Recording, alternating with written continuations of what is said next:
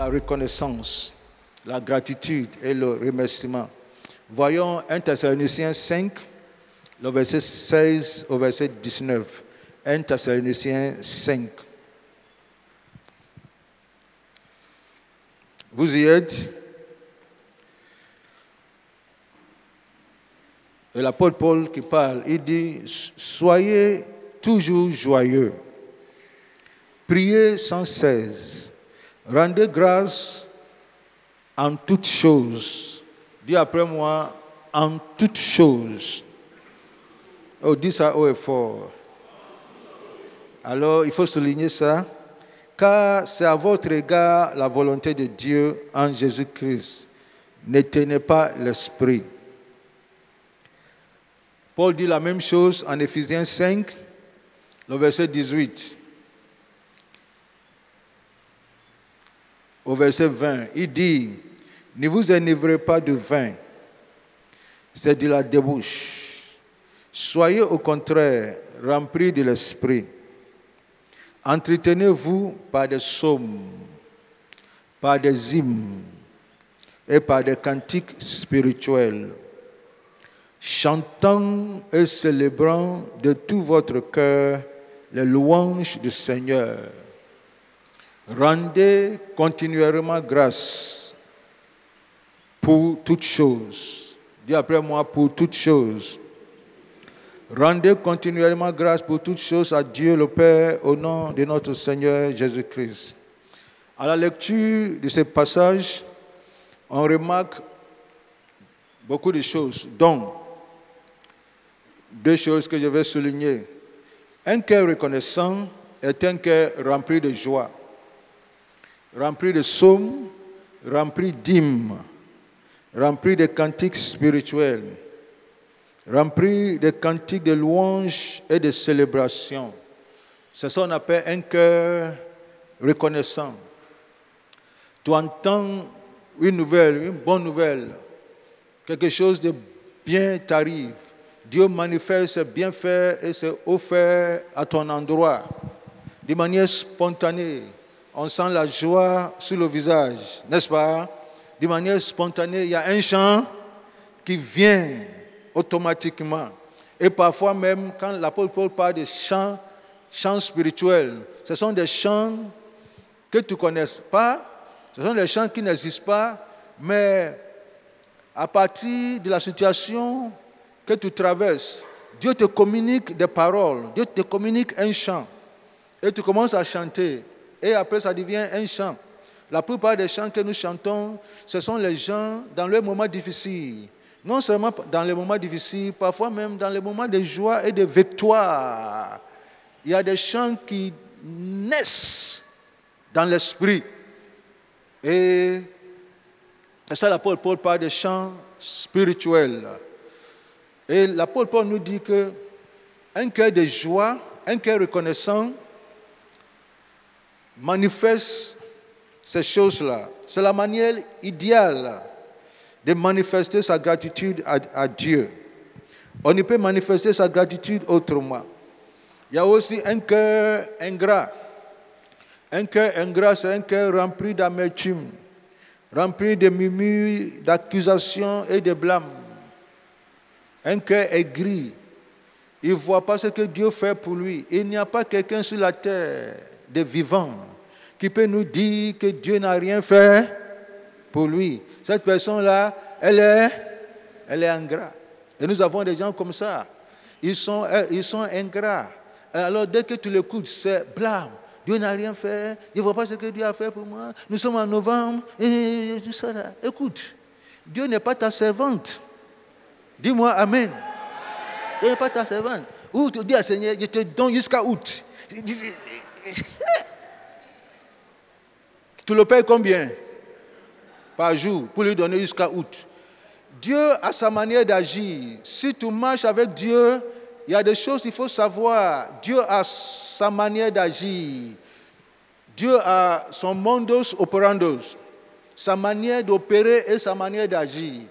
Si, ça cause ça toujours, on prêche, afin que tu comprennes comment Dieu agit et que tu t'alignes avec Dieu. On se communique, non?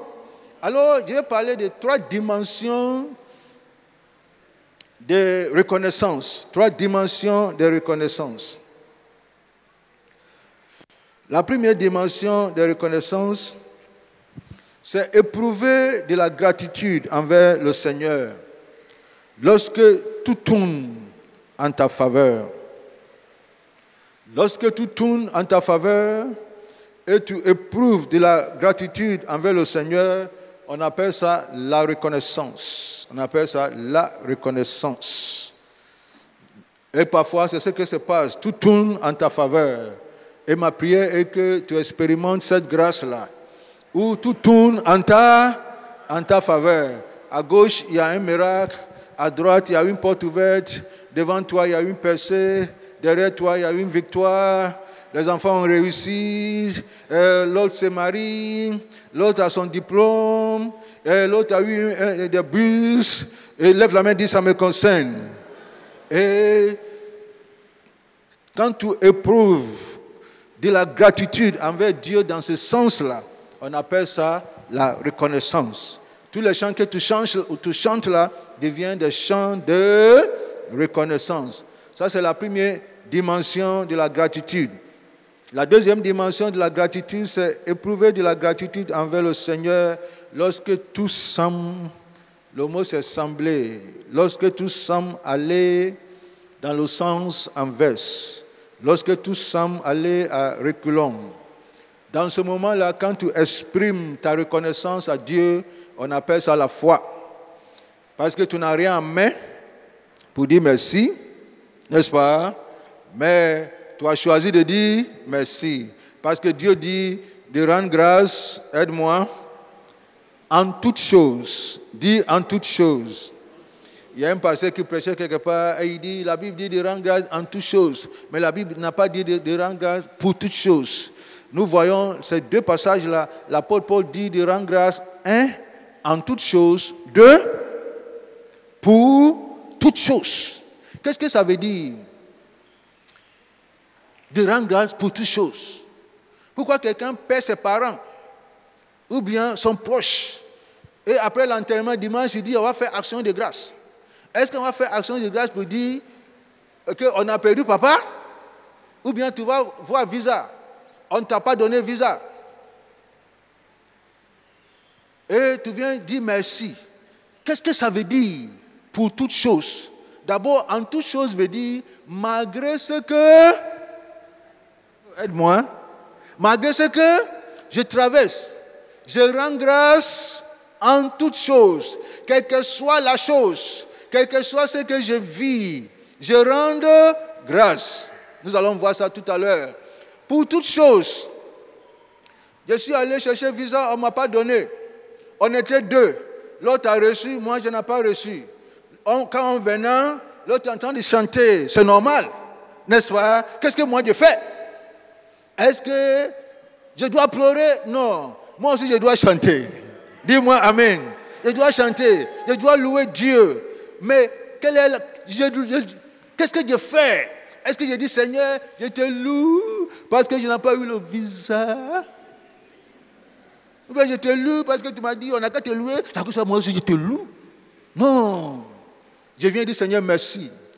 Ma destinée n'est pas liée à un tampon américain ou bien un tampon français. Comment? Ma destinée n'est pas liée à un tampon qui a une limite. Ma destinée est liée à toi. Alors, visa ou pas visa, que ton nom soit loué. Pour toutes choses. Est-ce que mon français est clair? Pour toutes choses. Il allait faire bac, il n'a pas eu bac. Ceux qui ont eu bac, pour eux là, c'est la reconnaissance. Quand ils louent le Seigneur, c'est la reconnaissance. Quand moi je loue le Seigneur, c'est la foi. Seigneur Dieu merci, je n'ai pas eu le visa, je n'ai pas eu le bac, ma vie n'est pas liée à un certificat. Un certificat, ma vie n'est pas liée. Je ne suis pas en train de minimiser le certificat, mais ma vie, ma destinée n'est pas liée à un certificat. Ce que tu veux faire pour moi et ce que tu as prévu faire pour moi, tu peux le faire avec et sans baccalauréat. Est-ce que mon français est clair? C'est ça, on dit loue le Seigneur pour toutes choses. Alors, C'est une autre dimension de la reconnaissance qui est plus élevée que la première dimension. La troisième dimension, c'est éprouver de la gratitude envers le Seigneur lorsque tout tourne. Ici, il n'est pas semblé. Lorsque tout tourne contre toi. Lorsque rien ne va, tout tourne contre toi. Ici, quand tu rends grâce, cette grâce-là, on appelle sacrifice de louange. Sacrifice de louange. C'est ce que Job a expérimenté. Tout tourne contre toi. L'entreprise est en faillite. Le champ est incendié. Les enfants qui sont allés loin ont eu accident, sont morts. Alors que tu es en train de pleurer, quelque chose se passe quelque part, tout tourne contre toi. C'est comme si c'était programmé. Et toi-même, tu es frappé par une maladie. La seule personne qui n'est pas touchée, c'est qui? C'est sa femme. Au lieu qu'elle-même, elle loue le Seigneur. Que Dieu merci, c'est vrai, mais tu m'as protégé quand même. Elle dit, maudit Dieu et meurt. Job pouvait maudire Dieu. N'est-ce pas? Mais Job a décidé de louer Dieu. L'Éternel a donné, l'Éternel a repris, que son nom soit béni. Cette reconnaissance-là, ou bien cette gratitude-là, on appelle ça sacrifice de louange. Ce n'est pas facile. C'est plus élevé que deuxième niveau là. Est-ce que mon français est clair? Alors ce mois-là, nous allons voir toutes ces trois dimensions d'action de grâce. Et peut-être, tu peux te retrouver dans le premier niveau ou la première dimension. Peut-être tu te trouves dans la deuxième, peut-être dans la troisième. Peut-être même une personne se trouve dans tous les trois. Ça dépend de ce que tu cherches, n'est-ce pas? Il y a un volet, tu as vu, Dieu a fait. Il y a un autre volet, tu as vu que ça semble, aide-moi, ça semble échouer. Il y a un autre volet, mon vieux, il ne faut même pas toucher. Quel que soit le volet, l'apôtre Paul dit de dire merci à Dieu. Nous allons voir rapidement le premier volet et une partie du deuxième volet pour aujourd'hui.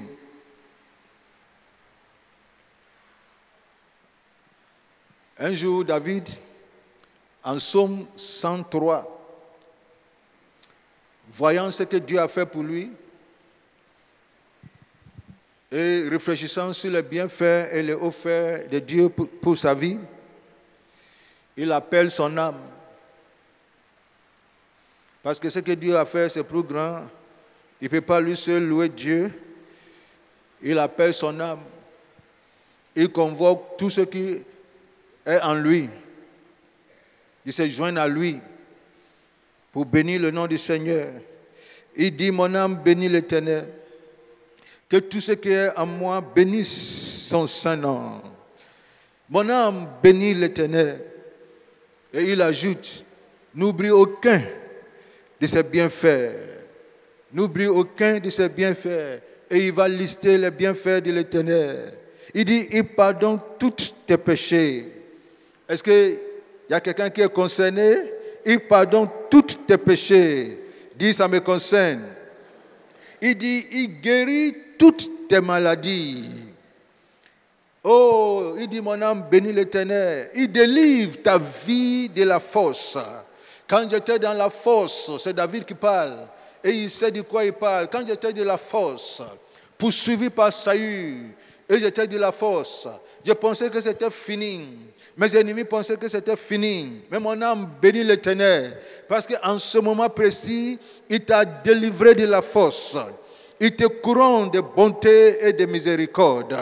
Quand tout le monde disait que c'est fini, Saül l'a eu. Il est en secret par l'armée de Saül. Et brusquement, Dieu est venu pour le sauver. Et David dit, il te couronne de bonté et de miséricorde. Mon âme bénit l'Éternel. Il rassasie de bien ta vieillesse, mon âme. Il te fait rajeunir comme l'aigle. Mon âme bénit l'Éternel. Il te fait justice. Oh, mon âme bénit l'Éternel. Il te fait joie. Il te fait droit, pardon. Il te fait justice. Ça veut dire que, oh mon âme, je suis allé au tribunal. Oh, je n'avais pas d'argument. Mais mon âme bénit l'Éternel. Parce que tu as tourné les choses là à ma faveur. Lève la main et dis, ça me concerne. Et David dit, mon âme bénit l'Éternel. Il a été miséricordieux. Il a été compatissant. Mon âme bénit l'Éternel. Il a été lent à la colère, mais riche en bonté. Mon âme bénit l'Éternel. Il ne m'a pas traité selon mes péchés. Mon âme bénit l'Éternel. Il ne m'a pas puni selon mes iniquités. Cet acte de reconnaissance, c'est un acte de gratitude. C'est un acte de gratitude. Il bénit le nom du Seigneur pour ce que Dieu a fait pour lui, pour ce que Dieu a manifesté pour lui. Et nous tous, nous sommes concernés. Quand nous regardons janvier jusqu'à aujourd'hui, on a plusieurs choses pour lesquelles nous pouvons dire, mon âme bénit l'Éternel. Mon âme bénit l'Éternel. J'ai partagé ça avec un ami pasteur et il m'a dit quelque chose d'intéressant. Il dit, même si Dieu n'a rien fait pour nous, Dieu nous a délivrés de beaucoup de choses. Et je lui disais que c'est ça là, il a fait là, n'est-ce pas? Alors, lève la main et dis, mon âme bénit l'Éternel. Nous tous ici, nous avons des raisons pour dire merci au Seigneur. Hier, on a dormi. Et ce n'est pas tous ceux qui ont dormi hier qui sont debout ce matin, vrai ou faux? Il y a certains, quand ils se sont ouverts les yeux, ils se trouvent peut-être à l'enfer ou bien au paradis. Toi, quand tu t'es ouvert les yeux, tu te trouves toujours sous ton lit. Mon âme bénit l'Éternel. Il nous a protégés. Certains ont tombé malades. Dieu nous a secourus. Dieu nous a sauvés. Mon âme bénit l'Éternel. Je me rappelle, je suis allé à Madagascar. Et de Madagascar, je suis parti en Singapour. Et en partant en Singapour, j'ai mon avion local de Madagascar à île Maurice. Et on était dans l'avion là. Ça ne m'a jamais arrivé. Et ils ont annoncé le climat n'est pas bien, blablabla, comme d'habitude, mais on n'a pas pris ça au sérieux. Et on est là. Maintenant, on entend quelque chose, boum! Et le truc là, pam! Du côté, en haut, là, pam! Hey! Et j'ai commencé à prier en langue. Kata, kata, kiyama. Hey! Ça secoue. Et il y a une soeur qui était à côté de moi. Et quelque chose me dit de lui parler. Et je lui disais, au cas où quelque chose arrive et on mourrait. Il m'a dit, on a déjà peur. Il ne faut pas ajouter ma... Il dit, mais je t'ai entendu prier, tu es un homme de Dieu. Et je disais dans mon cœur, au moins, je suis à côté d'un homme de Dieu et qu'à cause de lui, peut-être, Dieu allait nous sauver là. C'est toi aussi, c'est ce que tu me dis. Et j'ai profité pour évangéliser. Et quand nous sommes arrivés, mon âme, tu sais, on a plusieurs raisons pour bénir l'Éternel. C'est simplement un cœur ingrat, aigri, qui dit que Dieu n'a rien fait pour moi. Il ne faut jamais dire ça. Deuxième dimension de reconnaissance, voyons Habakkuk 3. Habakkuk 3.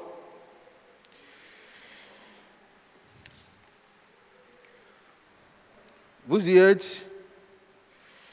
Ok. Il me reste quelques minutes, mais je vais rapidement introduire mon message de dimanche prochain. Habakkuk 3, vous y êtes? Car le figuier, j'ai dit le verset 17, car le figuier ne fleurira pas, la vigne ne produira rien, le fruit de l'olivier manquera, les champs ne donneront pas de nourriture, Les brebis disparaîtront du pâturage. Et il n'y aura plus de bœufs dans les étables. Lisons la suite, le verset 18. Toutefois, dis après moi, toutefois, je vais me réjouir en l'Éternel. Je vais me réjouir dans le Dieu de mon salut. L'Éternel, le Seigneur, est ma force. Il rend mes pieds semblables à ceux des biches. Il me fait marcher sous les lieux élevés. Le mot clé ici, c'est toutefois. Tout le monde dit toutefois.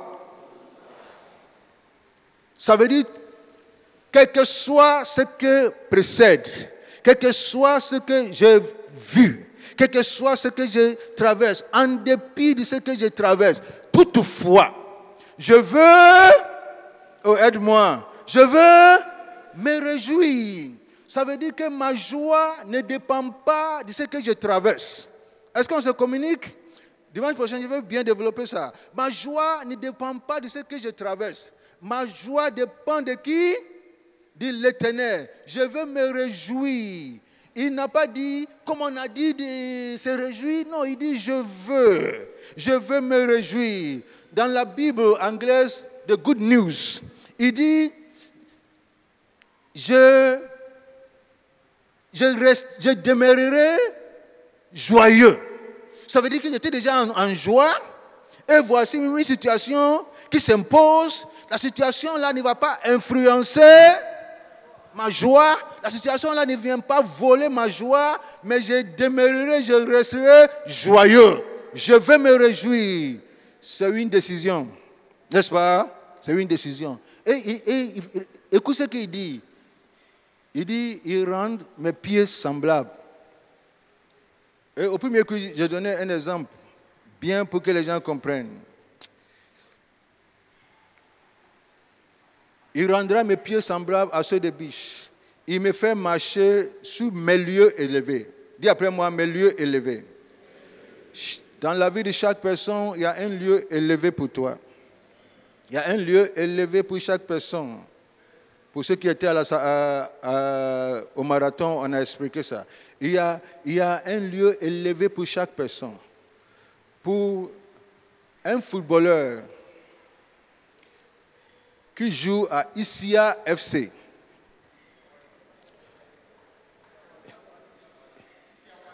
Issia Wazi, bon, tu as compris, hein, avançons. Son lieu élevé, ce n'est pas Issia. C'est où? C'est peut-être Manchester United ou Éléphant. Mais cette personne-là, ce footballeur-là est allé faire entraînement à Issia pour que Issia le prenne. Après l'entraînement, Issia dit, tu n'es pas qualifié. Et il sort. Issia même ne l'a pas pris. Il dit, toutefois, je veux me réjouir. Pourquoi? Parce qu'il rend mes pieds semblables à ceux de biche. Il me donne une vitesse supérieure. Il me fait marcher sur mes lieux élevés. C'est vrai que le refus de Issia n'annule pas le plan de Dieu pour ma vie. Ça cause ça, Issia ne m'a pas pris. Dieu merci. Ça fait mal, mais ce n'est pas un problème. Si ma vie était limitée à Issia et Issia ne m'a pas pris, ça, il va y avoir des problèmes. Et parfois, quand tu pleures et tu gémis, ça montre que ta vie est liée à cette chose-là. Mais Excellence, tu es enfant de Dieu, ta vie n'est pas liée.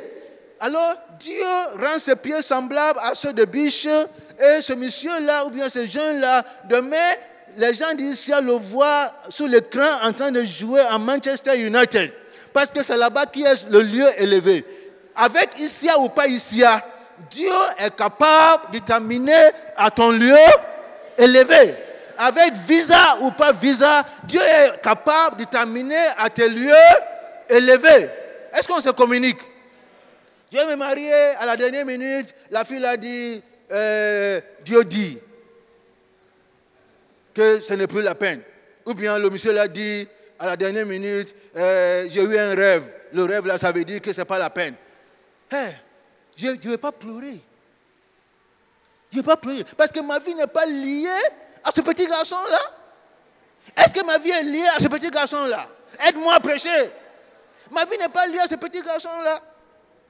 Mon avenir n'est pas lié à cette petite fille-là. Mon avenir n'est pas lié. Mon avenir est lié à qui? À Dieu. Si lui, il me refuse, je sais que je suis fini. Mais si un homme me refuse, c'est une bonne chose même. Quand demain il va voir là, demain il va venir me dire, ah, si. Et Dieu dit, c'est Dieu même qui a fait que tu n'as pas su. Lève la main et dis, ça me concerne. Il dit, toutefois, je veux me réjouir. C'est une décision. C'est une décision. On décide de se réjouir. La situation est contraire. Ce que je vis est contraire. Ce qui est dans ma poche ne correspond pas. Tout ce qui m'arrive là m'impose à être triste. Vrai ou faux? Tout ce qui m'arrive là m'impose à accuser Dieu. Mais je décide. C'est un choix. C'est une décision, c'est un choix. C'est une détermination, c'est une conviction. Rien ne peut arracher ma joie en Dieu. Rien ne peut arracher ma joie en Dieu. C'est ça. C'est une dévotion, c'est une consécration. La joie sur ton cœur et la joie sur ton visage là, c'est un acte d'adoration, s'il te plaît. Quand Dieu voit la situation que tu traverses et Dieu voit la joie qui jaillit autour de toi, c'est une adoration. C'est une adoration. Tu n'as pas besoin de chanter pour adorer Dieu. Dieu voit ça déjà comme une adoration. Pourquoi? Parce que tout le monde est confus. Le diable est confus. L'esprit de confusion même est confus. Parce qu'on a tout fait pour l'amener à pleurer. On a tout fait pour l'amener à accuser son Dieu. On a tout fait pour l'amener à quitter l'église. Mais il est rentré en prison là. C'est en prison, lui, il dit à Silas, donne-nous un chant. On partait à l'église et maintenant on est en prison. Mais rien ne peut nous imposer de ne pas louer Dieu. On partait louer Dieu. Dans un chant. C'est vrai qu'on n'est pas dans un groupe musical, mais on va chanter quand même. Et ils ont commencé à chanter, C'est ça qu'on appelle la foi. Quand tu remercies Dieu de cette manière-là, ce n'est plus la reconnaissance. C'est, oh, aide-moi, c'est la foi. À toi les meilleurs fruits, disons dit que mon